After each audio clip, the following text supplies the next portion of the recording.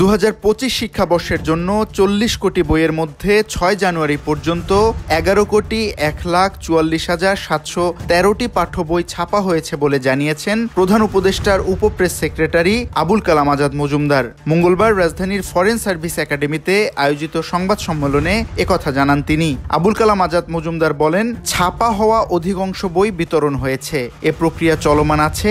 এখনো অনেকগুলো পাঠ্য বই বিতরণ করা হয়নি, তাতে শিক্ষার্থীদের অসুবিধা হচ্ছে, যদিও অনলাইনে পাঠ্য বইসমূহ রয়েছে। তিনি বলেন, আগে বেশিরভাগ বই ভারতে ছাপা হলেও এবার সব বই বাংলাদেশে ছাপা হচ্ছে। এটার জন্য দেরি হচ্ছে জানিয়ে তিনি বলেন, এতে সরকার আন্তরিকভাবে দুঃখিত। তবে এটার কিছু ইতিবাচক দিক হচ্ছে, পাঠ্য বইয়ের সঙ্গে জড়িত শ্রমিকেরা উপকৃত হচ্ছে।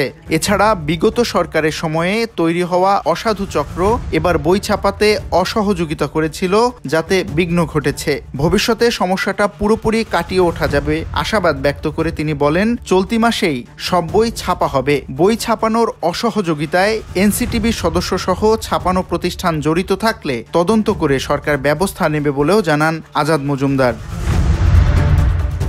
VOD Bangla news desk.